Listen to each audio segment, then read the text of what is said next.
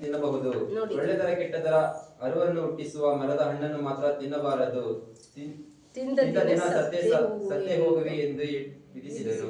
ನೋಡಿ 17ನೇ ವಚನದಲ್ಲಿ ಏನಿದೆ ಅಂದ್ರೆ ಯಥೇಚ್ಛವಾಗಿ ತಿನ್ಬೋದಂತೆ. ಆ ತೋಟದಲ್ಲಿ ಒಂದು ತೋಟ ಇತ್ತು, ಆ ತೋಟನ ಕಾಯೋದಕ್ಕೆ ಅವರು ಇಬ್ಬರನ್ನ ಅಲ್ಲಿಟ್ರು. ಅಲ್ಲಿವರೆಗೂ ಅವರ ಜೀವನ ಕೂಡ ಸುಂದರವಾಗಿತ್ತು, ಸುಮಧುರವಾಗಿತ್ತು, ಚೆನ್ನಾಗೇ ಇತ್ತು ಅಲ್ವಾ. ಒಂದು ಮದುವೆ ಮಾಡೋಕ್ಕಿಂತ ಮುಂಚೆ ಮದುವೆ ಆದಾಗ ಎಷ್ಟು ಒಂದು ಬಾಂಡಿಂಗು, ಪ್ರೀತಿ, ಅನ್ಯೂನ್ಯತೆ, ಸ್ಟೇಟಸ್ಗಳು, ಇದು ಕವನಗಳು, ಕಾದಂಬರಿಗಳು ಹೆಂಗೆ ಕಳಿಸ್ತಾ ಇರ್ತಾರೆ ಅಲ್ವಾ. ಆ ಥರನೇ ಇವ್ರ ಜೀವಿತದಲ್ಲೂ ಕೂಡ ಏನಿಲ್ಲ, ಯಾವ ಕಷ್ಟ ಇಲ್ಲ, ನೋವಿಲ್ಲ, ಯಾವ ವೇದನೆ ಇಲ್ಲ, ಎಲ್ಲ ಚೆನ್ನಾಗಿದೆ. ಆದರೆ ದೇವರು ಒಂದು ಮುಖ್ಯವಾದ ಒಂದು ಆಜ್ಞೆ ಕೊಟ್ಟು, ಈ ತೋಟದ ಮರದಲ್ಲಿರುವಂಥ ಹಣ್ಣುಗಳನ್ನು ನೀವು ಯಥೇಚ್ಛವಾಗಿ ತಿನ್ನಿರಿ. ಎಷ್ಟು ಮರಗಳನ್ನು ಕೊಟ್ಟರು? ಈಗ 100 ಹಣ್ಣುಗಳಲ್ಲಿ ಒಂದನ್ನು ನೀವು ತಿನ್ನಬೇಡಿ ಅಂತ ಹೇಳಿದ್ರು.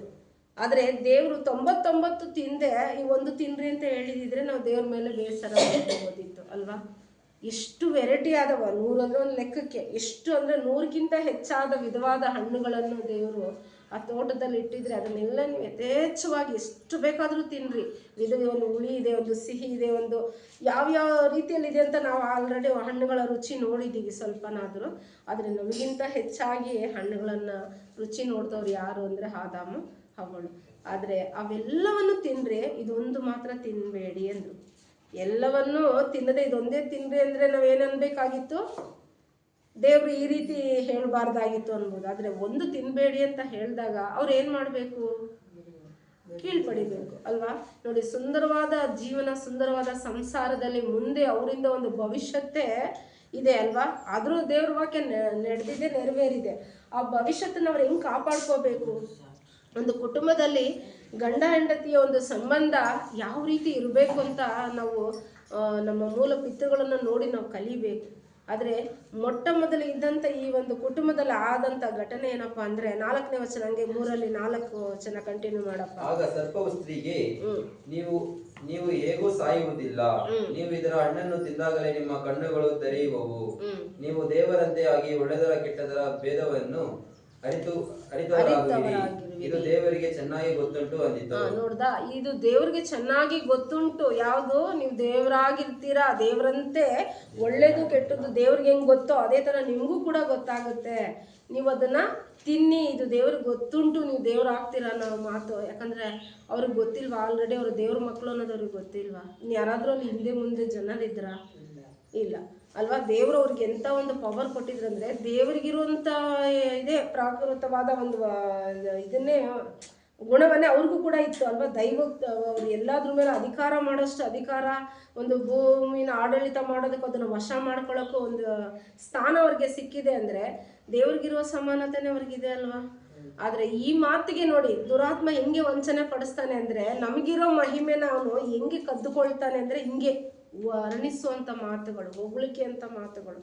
ಇವತ್ತು ಪ್ರಪಂಚ ಯಾವುದಕ್ಕೆ ಮೋಸ ಹೋಗ್ತಾನೆ ಅಂದರೆ ಹೊಗಳಿಕೆಗೆ, ಹೊಗಳೋ ಒಂದು ಇದು ಮತ್ತು ಒಂದು ನೋಟಕ್ಕೆ ಆಕರ್ಷಿತ ಒಂದು ಆಸೆಗೆ ಒಳಪಡೋದು, ಒಂದು ವಶ ಮಾಡ್ಕೊಳ್ಳೋಂಥ ವಸ್ತುವಿಗೆ, ಒಂದು ವಿಷಯಕ್ಕೆ ಮನುಷ್ಯ ಇವತ್ತು ತುಂಬಾ ಮೋಸ ಹೋಗ್ತಿದ್ದಾರೆ. ಅದು ಹವ್ವಳ ಜೀವಿತದಲ್ಲಿ ನಡೀತು.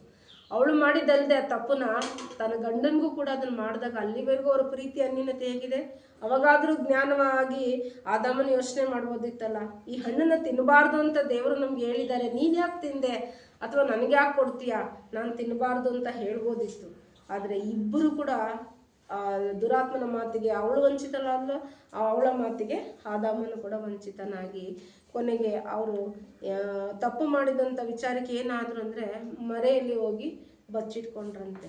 ಈ ವಿಚಾರಗಳೆಲ್ಲ ದೇವರಿಗೆ ಗೊತ್ತಿಲ್ವಾ? ಗೊತ್ತಾಗ್ತಾ ಇತ್ತಲ್ವ. ಆದರೂ ಕೂಡ ಯಥಾ ಪ್ರಕಾರ ಅವ್ರನ್ನ ಸಂಧಿಸಲು ದಿನ ಸಾಯಂಕಾಲ ತನ್ನಯ ತಂಗಾಳಿಯಲ್ಲಿ ದೇವ್ರು ಬಂದು ಮಾತಾಡ್ತಾರಂತೆ. ಅರ್ಥ ಆಗ್ತಿದ್ಯಾ? ನೋಡಿ, ನಾವು ಕೂಡ ಯೋಚನೆ ಮಾಡಬೇಕು. ನಮ್ಮ ಜೀವಿತದಲ್ಲಿ ದೇವ್ರ ಕಣ್ಣು ಕಾಣಲ್ಲ, ದೇವ್ರು ಇದಾರೋ ಇಲ್ಲೋ, ನಮ್ಮ ಜೀವಿತದನ್ನು ಗಮನಿಸ್ತಾ ಇದ್ದಾರೋ ಇಲ್ಲ ಅಂತ ನಾವು ಅನ್ಕೋಬೋದು.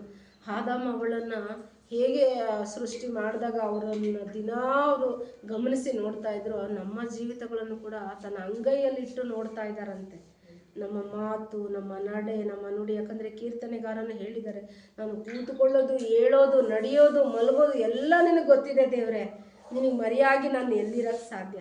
ಆದರೆ ಇವತ್ತು ಜನ ದೇವ್ರು ನೋಡಲ್ಲ ಅಂತ ಹೇಳಿಬಿಟ್ಟು ಎಷ್ಟು ರೀತಿಯಾದ ಪಾಪಗಳನ್ನು ಮಾಡ್ತಿದ್ದಾರೆ. ಇವರ ಕುಟುಂಬದಲ್ಲೂ ಕೂಡ ದೇವ್ರಿಗೆ ಗೊತ್ತಿಲ್ಲ ಅಂತ ಹೇಳಿಬಿಟ್ಟು ಇವ್ರು ಏನು ಮಾಡಿದ್ದಾರೆ, ದುರಾತ್ಮನ ಮಾತಿಗೆ ಒಳಪಟ್ಟು ಆ ಹಣ್ಣನ್ನು ತಿಂದುಬಿಟ್ಟು ಆಮೇಲೆ ಏನು ಹೇಳ್ತಾರಂತ ನೋಡುವಾಗ 8ನೇ ವಚನದಿಂದ ಓದಪ್ಪ.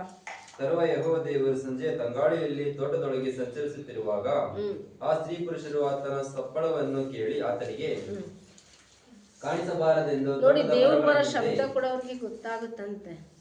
ಇದೇ ಟೈಮಿಗೆ ಬರ್ತಾರೆ. ಆ ಬರುವಾಗ ಏನಾಗಿದೆ, ಶಬ್ದ ಸಪ್ಪಳ, ಅವರು ನಡೆದು ಬರೋದು ಸಪ್ಪಳ. ಇದು ಟಿ ವಿಯಲ್ಲೆಲ್ಲ ತೋರಿಸೋ ಥರ ಮೋಹಿನಿ ಬರುವಾಗ ಒಂದು ಗಜ್ಜೆ ಶಬ್ದ, ಅದಕ್ಕೆ ನೋಡಿ ಭಯ ಪಡೋದು ಆ ಥರ ಅಲ್ಲ. ದೇವ್ರು ಬರುವಾಗ ಅದೆಷ್ಟು ಭಯಂಕರವಾಗಿರುತ್ತೆ. ಇಸ್ರಾಯೇಲ್ ಜನರು ಕೂಡ ಅನುಭವನ ಪಟ್ಟಿದ್ದಾರೆ. ಆ ಥರ ದೇವ್ರು ಬಂದಿದ ತಕ್ಷಣ ಅವ್ರು ಏನು ಮಾಡಿದ್ರಂತೆ, ಅವ್ರಿಗೆ ಕಾಣಿಸ್ಬಾರ್ದು ಅಂತ ಮರದಿಂದ ಹೋದ್ರಂತೆ. ಈ ವಿಷಯ ದೇವ್ರಿಗೆ ಗೊತ್ತಿಲ್ವಾ? ದೇವ್ರು ಏನು ಪ್ರಶ್ನೆ ಕೇಳ್ತಾರೆ ನೋಡಿ.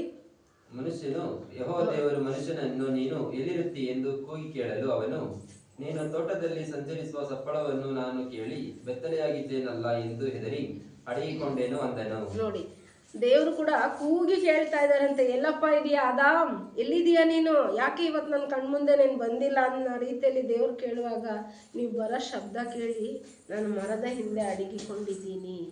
ಯಾಕೆ ನೀನು ಮರದ ಹಿಂದೆ ಅಡಗಿಕೊಂಡಿದ್ದಿ ಅಂದರೆ, ನಾನು ಬೆತ್ತಲೆ ಆಗಿದ್ದೀನಿ. ಹಾಗಾದರೆ ನಿನಗೆ ಬೆತ್ತಲೆ ಆಗಿದೆ ಅನ್ನೋದು ಯಾರು ತಿಳಿಸಿದ್ರು ಅಂತ ಕೇಳುವಾಗ ಆತನು ಕೊಡುವಂಥ ಉತ್ತರ ನೋಡಿ, 11ನೇ ವಚನ.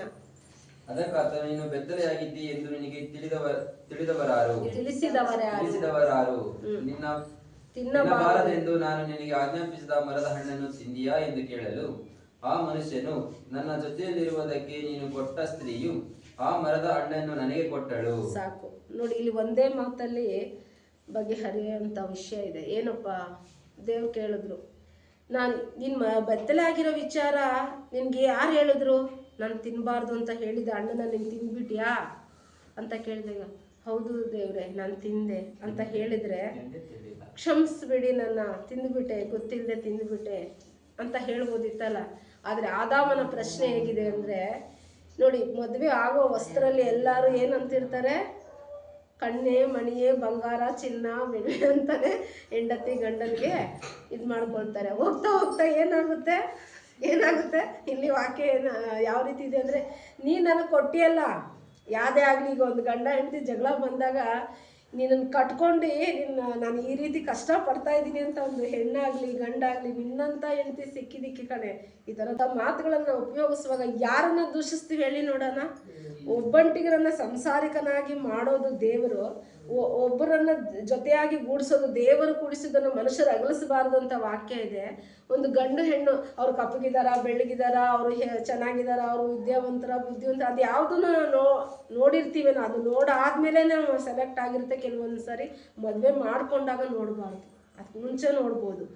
ಮದುವೆ ಆದಮೇಲೆ ನನ್ನ ಹೆಂಡತಿ ದಪ್ಪಗಿದ್ದಾಳೆ, ನನ್ನ ಗಂಡ ಕರ್ರಗಿದ್ದಾನೆ, ಈ ಥರ ಎಲ್ಲ ನಾವು ಯೋಚನೆ ಮಾಡೋಂಗಿಲ್ಲ.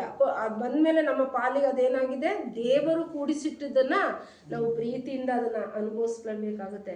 ಅದಕ್ಕೆ ಆದಾಮ್ ಹೇಳ್ತಿದ್ದಾನೆ, ನೀನು ನನಗೆ ಕೊಟ್ಟಿಯಲ್ಲ ಆ ಹೆಂಡತಿ ನನ್ನನ್ನು ವಂಚನೆ ಮಾಡಿಬಿಟ್ಲು. ಆಗ ಆ ಹೆಂಡತಿ ಕೊಟ್ಟಿದ್ದು ತಪ್ಪ, ಹೆಂಡತಿ ಕೊಟ್ಟಿದ್ದು ದೇವ್ರದ್ದು ತಪ್ಪ. ನೋಡಿ, ಆ ಹೆಂಡತಿ ಕೊಡುವಾಗ ಆದಾಮನ ಒಂದು ಹಾಡು ಹಾಡಿದ್ದಾನೆ.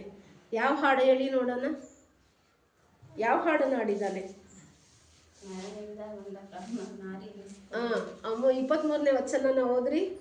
2:23. ಈಗ ಸರಿ, ಈಕೆಯು ನನ್ನ ಎಲುಬುಗಳಿಂದ ಬಂದ ಎಲುಬು. ಹಾಡಾಗಿ ಹಾಡ್ರಿ ಅದನ್ನ. ಈಗ ಸರಿ, ಈಕೆಯು ನನ್ನ ಎಲುಬುಗಳಿಂದ ಬಂದ ಎಲುಬು, ನನ್ನ ಮಾಂಸದಿಂದ ಬಂದ ಮಾಂಸವೂ ಆಗಿದ್ದಾಳೆ. ಈಕೆಯು ನರನಿಂದ ಉತ್ಪತ್ತಿಯಾದ ಕಾರಣ ನಾರೀ ಎನಿಸಿಕೊಳ್ಳುವಳು ಅಂದನು. ಹಾಡು ನೋಡಿ ಎಷ್ಟು ಚೆನ್ನಾಗಿದೆ ಅಲ್ವಾ? ಕವನ ಬರೆದಿದ್ದಾನೆ. ಅದನ್ನ ಹೇಳೋಷ್ಟು ಜ್ಞಾನ ಇದೆ, ಅಷ್ಟು ಪ್ರೀತಿ ಮಾಡಿ. ಯಾಕಂದರೆ 18ನೇ ವಚನದಲ್ಲಿ ಮತ್ತು ಯೆಹೋವ ದೇವರು ಮನುಷ್ಯನು ಒಂಟಿಗನಾಗಿರುವುದು ಒಳ್ಳೆಯದಲ್ಲ, ಅವನಿಗೆ ಸರಿ ಬೀಳುವ ಸಹಕಾರಿಯನ್ನು ಉಂಟು ಮಾಡುವೆನು ಅಂದು ಎಲ್ಲ ಭೂಜಂತುಗಳನ್ನು ತನ್ನ ಬಳಿಗೆ ಕರ್ಕೊಂಡು ಬಂದಾಗ, ಆ ಜಂತು ಆಗಲಿ, ಆ ಪ್ರಾಣಿ ಆಗಲಿ, ಆ ಪಕ್ಷಿ ಆಗಲಿ ಆದಾಮನಿಗೆ ಸರಿ ಬೀಳ್ತಾ? ಎಲ್ಲದಕ್ಕೂ ಹೆಸರಿಟ್ಟು, ಆದರೆ ಅದಕ್ಕೆ ಜೋಡಿ ಸರಿ ಹೋಗಲಿಲ್ಲ. ಅದಕ್ಕೆ ದೇವ್ರು ಏನು ಮಾಡಿದ್ರಂತೆ, ನಿನಗೆ ಸರಿಯಾದ ಜೋಡಿನ ನಾನು ಏರ್ಪಡಿಸಿ ಕೊಡ್ತೀನಿ ಅಂತ ಹೇಳಿಬಿಟ್ಟು ಆತನಿಗೆ ಗಾಢ ನಿದ್ರೆ ಬರಮಾಡಿ ಪಕ್ಕೆ ಎಲುಬಿಂದ ಒಂದು ಸ್ತ್ರೀ ಮಾಡಿದಾಗ ಆ ಸ್ತ್ರೀ ನೋಡೋದಕ್ಕೆ ಏನಾಗಿದ್ದಾಳೆ, ಮನೋಹರವಾಗಿದ್ದಾಳೆ, ರಮ್ಯವಾಗಿದ್ದಾಳೆ. ಅದಕ್ಕೆ ಆ ಪ್ರೀತಿಯಲ್ಲಿ ಅವ್ರು ಏನಾಗಬೇಕು, ಹೊಂದಾಣಿಕೆ ಆಗಿರಬೇಕು, ಹೊಂದ್ಕೊಂಡಿರ್ಬೇಕು ಅಂತಾನೆ ಒಂದು ಪ್ರೀತಿಯ ಸಂಕೇತವಾಗಿ ಆ ಅಂದ ಸೌಂದರ್ಯನ ಗಂಡಿಗೆ ಆಕರ್ಷಿತವಾಗಿ ಹೆಣ್ಣನ್ನು ಇಟ್ಟಿರೋದು. ಅದೇ ಥರ ಹೆಣ್ಣು ಬಲಹೀನಳೆ ಅಂತ ಹೇಳಿ ತನ್ನ ಪುರುಷನ ಏನು ಮಾಡಬೇಕು, ತನ್ನನ್ನು ಆ ಹೆಂಡತಿನ ಕಾಪಾಡ್ಕೋಬೇಕು. ಒಂದು ಎಲ್ಲ ವಿಷಯದಲ್ಲೂ ಮಾನ ಗೌರವದಿಂದ ಸರಿ ಸಮಾನವಾಗಿ ಕಾಪಾಡ್ಕೋಬೇಕು. ನಾವು ಹೊಸ ಒಡಂಬಡಿಕೆಯಲ್ಲಿ ವಾಕ್ಯಗಳೆಲ್ಲ ನಾವು ಧ್ಯಾನ ಮಾಡಿದ್ವಿ. ಈಗ ನಾವು ಆ ಟಾಪಿಕ್ ಹೋಗೋದು ಬೇಡ. ಈ ರೀತಿ ಹಾಡನ್ನು ಹಾಡಿ ಹೆಂಡತಿನ ಪಡೆದಂಥ ಆದಾಮನು ಈಗ ಏನು ಹೇಳ್ತಿದ್ದಾರೆ ದೇವ್ರ ಹತ್ರ, ನೀನು ನನಗೆ ಕೊಟ್ಟಿಲ್ಲ. ಆ ವಾಕ್ಯ ಓದಪ್ಪ, 11ನೇ ವಚನ. ಅದಕ್ಕಾತನು, ನೀನು ಬೆತ್ತಲೆಯಾಗಿದ್ದೀ ಎಂದು ನನಗೆ ತಿಳಿಸಿದವರಾರು? ತಿನ್ನಬಾರದೆಂದು ನಾನು ನಿನಗೆ ಆಜ್ಞಾಪಿಸಿದ ಮರದ ಹಣ್ಣನ್ನು ತಿಂದಿಯಾ ಎಂದು ಕೇಳಲು, ಆ ಮನುಷ್ಯನು, ನನ್ನ ಜೊತೆಯಲ್ಲಿರುವುದಕ್ಕೆ ನೀನು ಕೊಟ್ಟ ಸ್ತ್ರೀಯು ಆ ಮರದ ಹಣ್ಣನ್ನು ನನಗೆ ಕೊಟ್ಟಳು, ನಾನು ತಿಂದೆನು ಎಂದು ಹೇಳಿದನು. ನೋಡಿ, ನೀನು ಕೊಟ್ಟಿದ ಹೆಣ್ಣು ನನಗೆ ತಂದು ಕೊಟ್ಬಿಟ್ಲು. ದೇವರೇ, ನನ್ನ ಕ್ಷಮಿಸ್ಬಿಡು, ನನ್ನ ಹಣ್ಣು ನೀವು ತಿನ್ನಬಾರ್ದು ಅಂತ ನನಗೆ ಫಸ್ಟೇ ಹೇಳಿದ್ರಿ, ನಾನು ತಿಂದುಬಿಟ್ಟೆ, ಕ್ಷಮಿಸ್ಬಿಡಿ ಅಂದಿದ್ರೆ ಅಲ್ಲಿ ಚರಿತ್ರೆನೇ ಬೇರೆ ಆಗೋಗ್ತಿತ್ತೇನೋ ಗೊತ್ತಿಲ್ಲ, ಕಥೆನೇ ಬೇರೆ ಇರ್ತಿತ್ತೇನೋ, ಇಷ್ಟೆಲ್ಲ ಅವಕಾಶಗಳೇ ಇರ್ತಾ ಇರಲಿಲ್ಲ ಏನು. ಆದರೆ ಆ ಮಾತು ಹೇಳಿದಾಗ ಮತ್ತೆ ದೇವರು ಅದನ್ನು ಎಷ್ಟು ಸಹಿಸ್ಕೊಂಡಿರ್ಬೋದೇನೋ. ನಿನ್ಗೆ ಹೆಂಡ್ತಿನ ನಾನು ಹೆಣ್ಣನ್ನು ಕೊಟ್ಟಿದ್ದಕ್ಕೆ ನನ್ನ ತಪ್ಪು ಅಂತ ನನಗೆ ಹೇಳ್ತೀನಿ ಅಂತ ದೇವರು ಮನುಷ್ಯರ ರೀತಿಯಲ್ಲಿ ಮಾತಾಡಿಲ್ಲ. ಸರಿ ಅಂತ ಹೇಳ್ಬಿಟ್ಟು ಅವಳ ಹತ್ರ ಹೋಗಿ, ಆ ಸ್ತ್ರೀ ಹತ್ರ ಹೋಗಿ ಮತ್ತೆ ಇನ್ನೊಂದು ಪ್ರಶ್ನೆ ಕೇಳ್ತಾರೆ. ಯೆಹೋವ ದೇವರು ಸ್ತ್ರೀಯನ್ನು ಇದೇನು ನೀನು ಮಾಡಿದ್ದು ಎಂದು ಕೇಳಲು ಸ್ತ್ರೀಯು, ಸರ್ಪವು ನನ್ನನ್ನು ವಂಚಿಸಿತು, ನಾನು ತಿಂದೆನು ಎಂದು ಉತ್ತರ ಕೊಟ್ಟಳು. ಆಗ ಯೆಹೋವ ದೇವರು ಸರ್ಪಕ್ಕೆ, ಸಾಕು, ಇಲ್ಲ ಆಲ್ರೆಡಿ ಸರ್ಪದ ಬಗ್ಗೆ ವಿಚಾರಣೆ ಮಾಡೋದೇನಿಲ್ಲ. ಈಗ ಸ್ತ್ರೀ ಪುರುಷರಿಬ್ಬರು ಕೂಡ ದೇವರು ಸೃಷ್ಟಿ ಮಾಡಿದಂಥವ್ರೆ. ದೇವರು ಈಗ ತನ್ನ ಮಕ್ಕಳ ಮೇಲೆ ಒಂದು ಭರವಸೆ ನಂಬಿಕೆ ಇಟ್ಟಾಗ ಇಬ್ಬರು ಮಕ್ಕಳು ಕೂಡ ಅಲ್ಲಿ ತಪ್ಪು ಮಾಡಿದ್ದಾರೆ ಅಲ್ವಾ. ಈಗ ನೋಡಿ, ಗಂಡ ಹೆಂಡತಿನ ದೂಷಿಸ್ಬೋದು, ಹೆಂಡತಿ ಮೇಲೆ ಗಂಡ ದೂಷಿಸ್ಬೋದು. ಅವ್ರವ್ರಿಗೆ ಅದು ನ್ಯಾಯ. ಯಾವುದೇ ಒಂದು ವಿಚಾರಗಳನ್ನು ತಂದಾಗ ಏನನ್ಸುತ್ತೆ, ಇವರು ಹಂಗೆ ಮಾಡಿದಕ್ಕೆ ನಾನು ಹಿಂಗೆ ಮಾಡಿದೆ, ಇವ್ರು ಹಂಗೆ ಮಾಡದೇ ಇದ್ದಿದ್ರೆ ನಾನು ಹಂಗೆ ಮಾಡ್ತಾ ಇರಲಿಲ್ಲ ಅಂತ ಹೆಂಡತಿ ಕೂಡ ಸಮರ್ಥಿಸ್ಕೊಳ್ತಾಳೆ. ಅದೇ ಥರ ಗಂಡನು ಅವಳು ನಾನು ಇಷ್ಟೆಲ್ಲ ಮಾಡಿದ್ರವಳು ಹಾಗೆ ಮಾಡಿಬಿಡ್ತಾಳಂತ ನಾನು ಹೀಗೆ ಮಾಡಿದೆ, ಈಗ ನಾನು ಬೈದು ಬಿಡ್ತಾಳಂತ ನಾನು ಹಿಂಗೆ, ಈ ಥರ ಒಂದು ವಿಚಾರಗಳನ್ನು ನಾವು ಕುಟುಂಬಗಳಲ್ಲಿ ಮಾತಾಡೋದುಂಟು. ಆದರೆ ಇಬ್ಬರ ಒಂದು ತಪ್ಪುಗಳಿಗೂ ಕೂಡ ಅವ್ರನ್ನ ಅವರು ಸಮರ್ಥಿಸ್ಕೊಳ್ಳೋ ಪ್ರಯತ್ನ ಪಡ್ತಾರೆ ಅಲ್ವಾ. ಆದರೆ ಅದು ದೇವ್ರಿಗೆ ಇಷ್ಟನಾ, ಅವ್ರು ಸಮರ್ಥಿಸ್ಕೊಳ್ಳೋದು ಇಷ್ಟನಾ ಅಂದರೆ, ಇಬ್ಬರು ಮಾಡಿರೋ ದ್ರೋಹಕ್ಕೂ ಏನು ಮಾಡೋಕ್ಕಾಗುತ್ತೆ ದೇವರು? ಅವ್ರಿಬ್ಬರನ್ನೂ ಏನು ಮಾಡೋಕ್ಕಾಗುತ್ತೆ ಹೇಳಿ ನೋಡೋಣ. ಬೇಜಾರಾಗುತ್ತೆ, ನೋವಾಗುತ್ತೆ ಅಷ್ಟೇ ಹೊರತು ಅವ್ರನ್ನ ಏನೂ ಶಿಕ್ಷೆ ಕೊಡೋಕ್ಕಾಗಲ್ಲ ಅಲ್ವಾ. ಆದರೆ ಶಿಕ್ಷೆ ಅನ್ನೋದು ಯಾವ ಥರ ಕೊಟ್ಟರು ಅಂದರೆ, ಇವರಿಗೆ ಇದು ಶಿಕ್ಷೆ ಅಲ್ಲ, ಅವರು ಮಾಡಿದಂಥ ತಪ್ಪಿಗೆ ಅವ್ರಿಗೆ ಅದನ್ನು ಯಾವ ರೀತಿಯಲ್ಲಿ ಹೇಳಬೇಕೋ ಗೊತ್ತಿಲ್ಲ. ಅದನ್ನು ಅವ್ರಿಗೆ ಅರ್ಥ ಆಗಬೇಕಂದ್ರೆ ಆ ಮಹಿಮೆನ ಅವ್ರು ಏನು ಮಾಡಿಕೊಂಡ್ರು, ಕಳ್ಕೊಂಡಿದ್ದಕ್ಕೆ ಸುಂದರವಾದ ಏದೇನು ತೋಟದಿಂದ ಅವ್ರನ್ನ ಆಚೆ ಕಳಿಸ್ಬಿಡ್ಬೇಕಾಯ್ತು. ಅದಕ್ಕೆ ಒಂದು ದೇವಸೇವಕರು ಒಂದು ಕತೆ ಹೇಳಿದ್ರು. ಈ ಒಂದು ಇದರಲ್ಲಿ ಎರಡು ಜಿಂಕೆಗಳಿತ್ತು, ಒಂದು ಗಂಡು ಒಂದು ಹೆಣ್ಣು ಜಿಂಕೆಗಳಿತ್ತಂತೆ. ಅವಿಗೆ ತುಂಬ ನೀರು ಬಾಯಾರಿಕೆ ಆಗೋಯ್ತಂತೆ. ಅವಾಗ ನೀರಿನ ತೊರೆನ ಹುಡ್ಕೊಂಡು ಹೋಯ್ತಂತೆ. ಅಲ್ಲಿ ಹೋದರೆ ಬೇಸಿಗೆ ಕಾಲನೇನೋ ಗೊತ್ತಿಲ್ಲ, ಒಂದಿಷ್ಟೇಷ್ಟು ನೀರಿತ್ತಂತೆ ಒಂದು ತೊರೆಯಲ್ಲಿ. ಅವಾಗ ಅವರ ಒಂದು ಬಾಂಡಿಂಗ್ ಹೇಗಿದೆ ಅಂದರೆ, ನೀನು ಹೋಗಿ ಫಸ್ಟ್ ಕುಡಿ ಅಂತ ಗಂಡು ಹೆಂಡತಿಗೆ ಹೇಳ್ತಂತೆ, ಹೆಣ್ಣು ಜಿಂಕೆಗೆ. ಅದಿಲ್ಲ, ನೀವು ಫಸ್ಟ್ ಕುಡೀರಿ ಅಂತಂತೆ. ಹೀಗೆ ಒಬ್ರಿಗೊಬ್ರು ನೀನು ಕುಡಿ ಅಂತ ಹಂಗೆ ವಾದ ಮಾಡ್ಕೊಂಡೇ ಇದ್ರಂತೆ. ಯಾರು ಕುಡಿಲೇ ಇಲ್ವಂತೆ. ಕೊನೆಗೆ ಸರಿ ಇಬ್ಬರು ಸೇರಿ ಕುಡಿಯೋಣ ಅಂತ ಹೇಳಿಬಿಟ್ಟು ಹೋಗಿ ಇಬ್ಬರು ಕುಡಿಯೋದಕ್ಕೆ ಪ್ರಯತ್ನ ಪಟ್ರಂತೆ. ನೀರು ಹಾಗೇ ಇತ್ತಂತೆ, ಅದು ಖಾಲಿನೇ ಆಗಿಲ್ವಂತೆ. ಏನು ಕಾರಣ ಇರ್ಬೋದು ಹೇಳಿ ನೋಡೋಣ.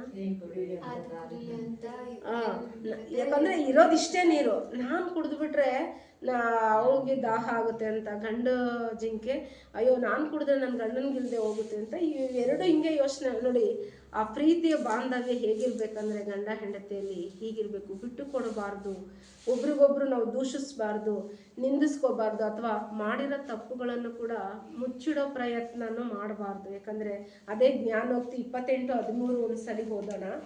28:13 ವಚನ ಓದಿ.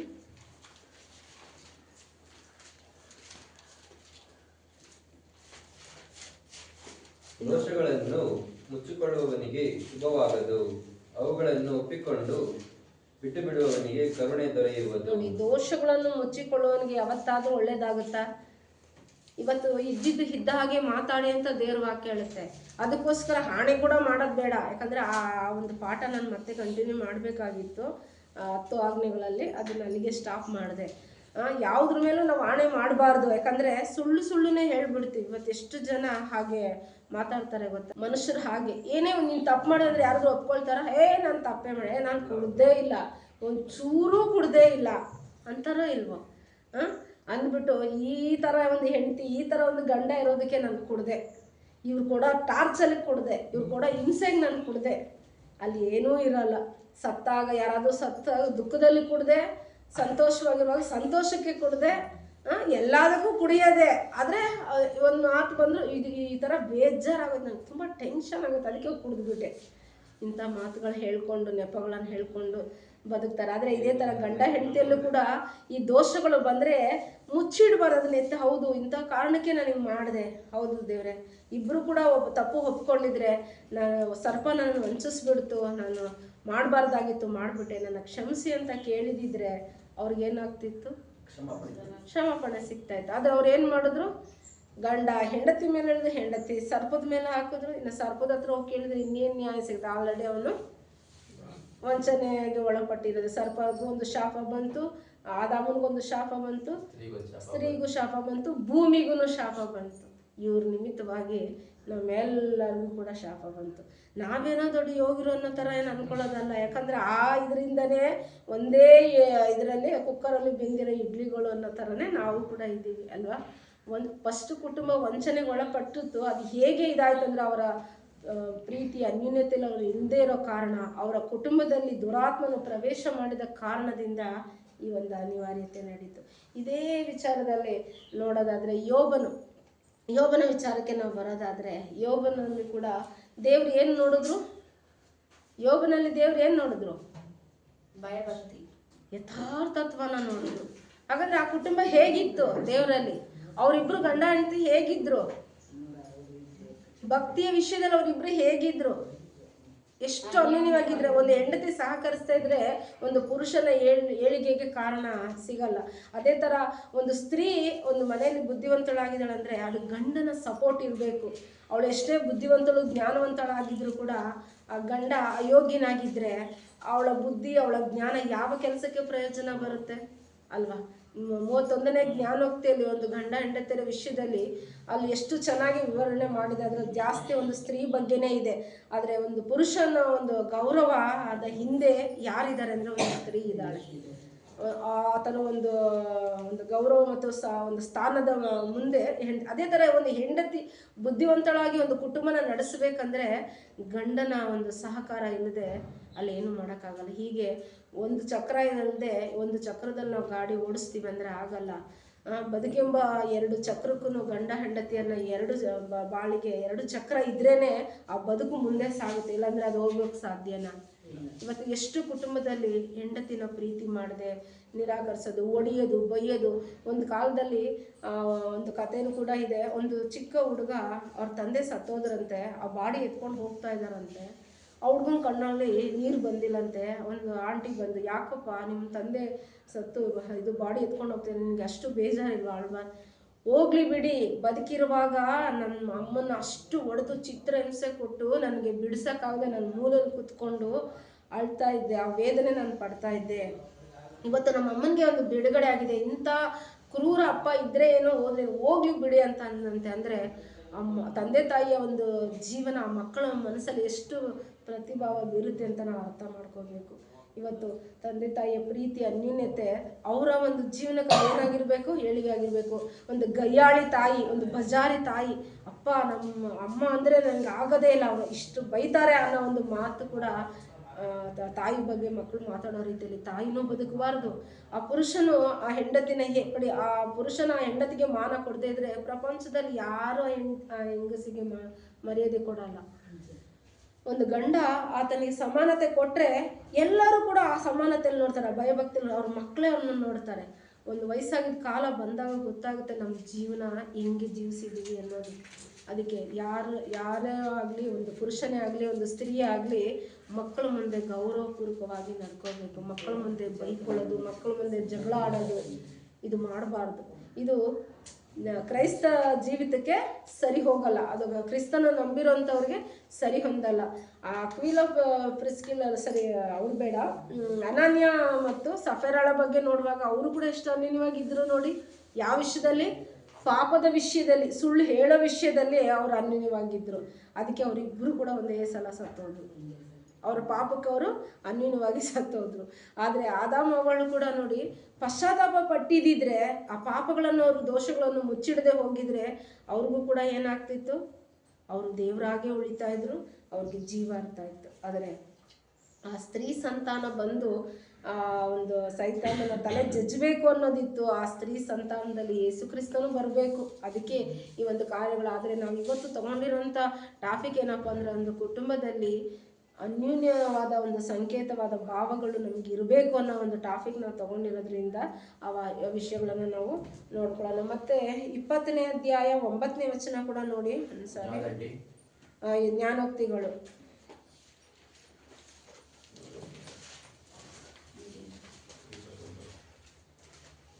ನನ್ನ ಹೃದಯವನ್ನು ಶುದ್ಧಿ ಮಾಡಿಕೊಂಡಿದ್ದೇನೆ, ನನ್ನ ಪಾಪವನ್ನು ಕಳೆದುಕೊಂಡು ನಿರ್ಮಲನಾಗಿದ್ದೇನೆ ಎಂದು ಯಾರು ಹೇಳಬಲ್ಲರು? ಯಾರಾದರೂ ಹೇಳಕ್ಕೆ ಸಾಧ್ಯನಾ ಈ ಮಾತು? ಸಾಧ್ಯ ಉಂಟು. ಯಾರಾದರೆ ಆ ವಾಕ್ಯದಲ್ಲಿ ನಡೆಯೋರು ಮಾತ್ರ ಹೇಳಕ್ಕೆ ಸಾಧ್ಯ ಉಂಟು ಹೊರತು ಇವತ್ತು ಈ ಕ್ರಿಸ್ತನನ್ನು ಅನುಸರಿಸಿರೋ ಪ್ರತಿಯೊಬ್ಬರು ಕೂಡ ಹುಟ್ಟು ಕ್ರೈಸ್ತರಲ್ಲ, ಹುಟ್ಟು ಇದರಿಂದ ಬಂದವರೆಲ್ಲ ನಾವು ಕ್ರಿಸ್ತನ ಹಿಂಬಾಲಿಸಿ ಅನ್ನೋರು ಕ್ರೈಸ್ತರಲ್ಲ. ಆದರೆ ವಾಕ್ಯನ ಪ್ರೀತಿಸಿ ಅದನ್ನು ಅನುಸರಿಸಿ ನಡೆಯೋರೇ ಕ್ರೈಸ್ತರು. ಅರ್ಥ ಆಯ್ತಾ? ನಾವು ಆ ಹಾಸ್ಪಿಟಲ್ಗೆ ಹೋಗೋಷ್ಟೊತ್ತಿಗೆ ನಾವು ಡಾಕ್ಟರ್ ಆಗಲ್ಲ, ನಾವು ಪೊಲೀಸ್ ಸ್ಟೇಷನ್ಗೆ ಹೋಗೋದ್ರೆ ನಾವು ಪೊಲೀಸ್ ಆಗಲ್ಲ. ಆ ಒಂದು ಇದಕ್ಕೆ ನಡ್ಕೊಳ್ಳೋರು, ಆ ಕ್ವಾಲಿಫಿಕೇಷನ್ ಇರೋರು ಅದನ್ನು ಆಗ್ತಾರೆ. ಅದೇ ಥರ ಕ್ರೈಸ್ತನನ್ನು ಹಿಂಬಾಲಿಸೋರು, ಕ್ರಿಸ್ತನ ಮಾತನ್ನು ಅನುಸರಿಸೋರು ಹಾಗಾಗಿರ್ತಾರೆ. ಆ ಕಾಲದಲ್ಲಿ ಯೋಬನ ಹೆಂಡತಿ ಕೂಡ ಆ ಪ್ರೀತಿ ಅನ್ಯೂನ್ಯತೆಯಲ್ಲಿ ನಡ್ಕೊಂಡು ಬಂದಿದ್ದಾರೆ. ಆದಾಮನಿಂದ ಬಂದಂಥ ಸಂತತಿ ಎಲ್ಲ ತಪ್ಪು ಮಾಡೋರಾಗಿದ್ದರೂ ಕೂಡ ಆ ಒಂದು ಯೋಬನ ಹೆಂಡತಿ ವಿಷಯದಲ್ಲಿ ನಾವು ನೋಡುವಾಗ ಒಂದು ತಪ್ಪು ಏನಪ್ಪ ಅಂದರೆ, ಅವಳು ದೂಷಣೆ ಮಾಡಿದ್ದು. ಅಷ್ಟು ಬಿಟ್ಟರೆ ಆ ದೂಷಣೆ ಮಾಡುವಾಗ ಕೂಡ ಯೋಬನ ಏನು ಹೇಳ್ತಾರೆ, ಒಂದು ಹೆಂಡತಿನ ಪರಾಂಬರಿಸ್ತಾನೆ. ಅಂದರೆ ಒಂದು ಆ ಮಾತು ಹೇಗಿದೆ ನೋಡಿ, ಆ ಮಾತು ಹೇಳುವಾಗ ಅವರ ಒಂದು ಬಾಂಧವ್ಯ, ಒಂದು ದೇವರಿಗೂ ಅಲ್ಲಿ ಒಂದು ಘನತೆ ಆಯಿತು, ಹೆಂಡತಿನೂ ಕೂಡ ಯಾವ ರೀತಿ ಪರಾಂಬರಿಸ್ತಾರೆ ಅನ್ನೋ ಮಾತು 1ನೇ ಅಧ್ಯಾಯದಲ್ಲಿ ವಚನ ಓದಪ್ಪ. ಏನು ಇಲ್ಲದವನಾಗಿ ತಾಯಿಯ ಗರ್ಭದಿಂದ ಬಂದೆನು, ಏನು ಇಲ್ಲದವನಾಗಿ ಗತಿಸಿ ಹೋಗುವೆನು. ಯೆಹೋವನೇ ಕೊಟ್ಟನು, ಯೆಹೋವನೇ ತೆಗೆದುಕೊಟ್ಟನು, ಯೆಹೋವನ ನಾಮಕ್ಕೆ ಸ್ತೋತ್ರವಾಗಲಿ. 10ನೇ ವಚನ ಓದಪ್ಪ. 2ನೇ ಅಧ್ಯಾಯ 10ನೇ ವಚನ. ಮೂರ್ಖರು ಮಾತಾಡಿದಂತೆ ನೀನು ಮಾತಾಡುತ್ತೀ. ಅಲ್ಲ, 9ರಿಂದ ಓದು.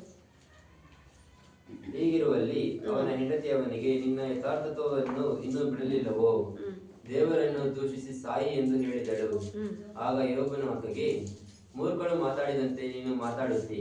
ದೇವರ ಹಸ್ತದಿಂದ ನಾವು ಒಳ್ಳೆಯದನ್ನು ಹೊಂದುತ್ತೇವಷ್ಟೇ, ಕೆಟ್ಟದ್ದನ್ನು ಹೊಂದಬಾರದು ಎಂದು ಹೇಳಿದನು. ಈ ಸಂದರ್ಭದಲ್ಲಿಯೂ ಪಾಪದ ಮಾತೊಂದು ಅವನ ತುಟಿಗಳಲ್ಲಿ ಹೊರಡಲಿಲ್ಲ. ನೋಡಿ, ಯಾಕೆ ನಾವು ಕುಟುಂಬ ಸಮೇತವಾಗಿ ದೇವರಲ್ಲಿ ಇರಬೇಕು ಅಂತಂದರೆ, ಇಂಥ ಜ್ಞಾನೋಕ್ತಿಗಳನ್ನು ನಾವು ಒಬ್ರಿಗೊಬ್ರು ಮಾತಾಡ್ಕೋಬೇಕು, ಜ್ಞಾನದ ಯುಕ್ತಿಗಳನ್ನು ಮಾತಾಡ್ಕೋಬೇಕು. ಇವ್ರ ಕುಟುಂಬದಲ್ಲಿ ಕೂಡ ಇಲ್ಲಿವರೆಗೂ ಅವ್ರು ಎಷ್ಟು ಯಥಾರ್ಥ ಭಕ್ತರು, ಎಷ್ಟೆಲ್ಲ ದೇವರವ್ರು ಕೊಟ್ಟಂಥ ಆಸ್ತಿ ಐಶ್ವರ್ಯದಲ್ಲಿ ಅವರು 10 ಜನ ಮಕ್ಕಳಲ್ಲಿ ಅವರು ದಿನಾಲು ದೇವರಿಗೆ ಯಜ್ಞನ ಸಮರ್ಪಿಸ್ಕೊಂಡು ಪ್ರಾರ್ಥನೆಯಲ್ಲಿ ಸಿದ್ಧ ಮನಸ್ಸುಳ್ಳವರಾಗಿದ್ದರು. ಅತಿಥಿ ಸತ್ಕಾರದಲ್ಲಿ ಎಲ್ಲನೂ ಮಾಡೋರಾಗಿದ್ದರು. ಎಲ್ಲಿ ತನ್ನ ಮಕ್ಕಳು ತಪ್ಪು ಮಾಡ್ತಾರೋ ಅಂತ ಮಕ್ಕಳಿಗೋಸ್ಕರನೂ ಒಂದು ಯಜ್ಞ ಸಮರ್ಪಿಸೋದ್ರಲ್ಲಿ ಗಂಡ ಹೆಂಡತಿ ಇಬ್ಬರು ಕೂಡ ಒಂದು ಜೋಡಿಯಾಗಿ ಸಮಾನತೆಗೆ ಮಾಡಿದ್ರು. ಆದರೆ ದೇವರ ಒಂದು ದುರಾತ್ಮನ ಶೋಧನೆಯಿಂದ ಒಂದು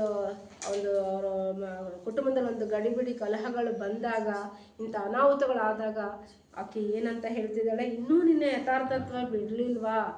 ಈಗ ಏನಾಗ್ತಿದೆ, ಗಂಡ ಹೆಂಡತಿಯಲ್ಲೇ ವೈಮನಸ್ಸು ಇವಾಗ ಬರ್ತಾ ಇದೆ. ಇಷ್ಟೆಲ್ಲ ಆದರೂ ಆ ದೇವ್ರನ್ನ ನೀನು ಅಷ್ಟು ಪ್ರೀತಿ ಮಾಡ್ತೀಯಾ? ಇಂಥ ಮಾತುಗಳು ಕುಟುಂಬದಲ್ಲಿ ಬರುತ್ತೆ. ಸಾಕು ನಮಗೆ, ಒಂದು ಸಭೆಗೆ ಹೋಗ್ರಿ ಅಂತ ಒಂದು ಹೆಂಡತಿ ಹೇಳ್ತಾಳಂದರೆ ಹೋಗಬೇಕು ಗಂಡ, ಅಥವಾ ಹೆಂಡತಿ ಹೋಗಿಲ್ವಾ, ಗಂಡ ಹೇಗಾದರೂ ಅವ್ರನ್ನ ಅನ್ಯೂನ್ಯತೆಯಲ್ಲಿ ಪ್ರೀತಿಯಲ್ಲೇ ನಡೆಸಿ ಸಭೆಗೆ ಕರ್ಕೊಂಡು ಬರಬೇಕು. ಯಾಕಂದರೆ ಅವರು ಬರದೇ ಇರೋದು ನಮಗೆ ಒಳ್ಳೇದಲ್ಲ. ನೋಡಿ, ಈ ರೀತಿ ನೀವು ಏನವರು ಎದ್ದಿಲ್ಲ, ಕೋಪ ಮಾಡಿ ಅವ್ರನ್ನ ಒಡೆದು ಬೈದಾದ್ರೂ ನೀವು ಸಭೆ ಕರ್ಕೊಂಡು ಬರಬೇಕು.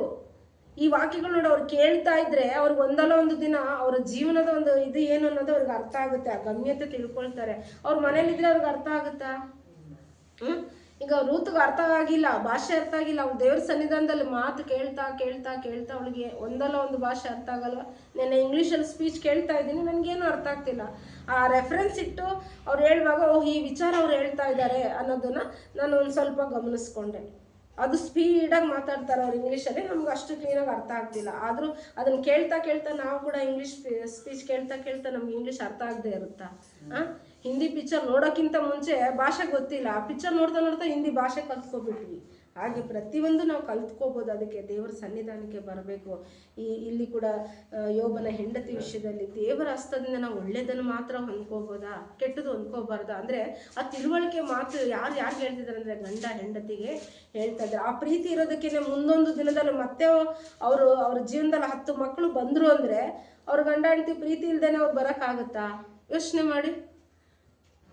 ಅಂದರೆ ಈ ಪ್ರೀತಿಯ ಬಾಂಧವ್ಯ ನಾವು ಒಬ್ರಿಗೊಬ್ರು ದೂಷಿಸೋದು, ಬಿಟ್ಟು ಕೊಡದೆ ಇರೋ ಹಂಗೆ ದೂಷಿಸಿ ಅದನ್ನು ಇದು ಮಾಡೋದಕ್ಕಿಂತ ಒಬ್ರಿಗೊಬ್ರು ಬಿಟ್ಟು ಕೊಡದೆ ಪ್ರೀತಿ ಮಾಡುವಾಗ ಅದು ದೇವರ ಒಂದು ಸಮಾಧಾನ ಕುಟುಂಬದಲ್ಲಿರುತ್ತೆ. ಎಷ್ಟೋ ಜನರ ಪಾಸ್ಟರ್ ಒಂದು ಸಾಕ್ಷಿ ಈಗಲೂ ಇದೆ. ಯಾಕಂದರೆ ಆ ವಾಕ್ಯನ ಅನುಸರಿಸ್ತಾರೆ, ಒಬ್ರಿಗೊಬ್ರು ಬಿಟ್ಕೊಡ್ತಾರೆ, ಒಬ್ರಿಗೊಬ್ರು ತಾಂಗ್ತಾರೆ. ಇಲ್ಲಿಗೆ ಗಂಡ ಹೆಚ್ಚು ಹೆಂಡತಿ ಕಡಿಮೆ, ಹೆಂಡತಿ ಹೆಚ್ಚು ಗಂಡ ಕಡಿಮೆ, ಅಥವಾ ಗಂಡನ ಮೇಲೆ ಹೆಂಡತಿ ದಬ್ಬಾಳಿಕೆ ಇದಲ್ಲ.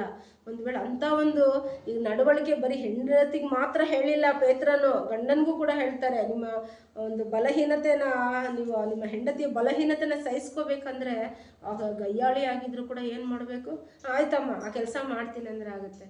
ಒಂದೊಂದು ಸಾರಿ ಒಂದೊಂದು ಕುಟುಂಬದಲ್ಲಿ ಒಂದು ಪ್ರಶ್ನೆ ಕೇಳಿದ್ರೆ ಅದನ್ನು ಸರಿಯಾಗಿ ಸಮರ್ಥನೆ ಉತ್ತರ ಕೊಡ್ತಿದ್ದಾಗ ಆ ಹೆಣ್ಣಿನ ಮನಸ್ಸಲ್ಲಿ ಏನಾಗುತ್ತೆ?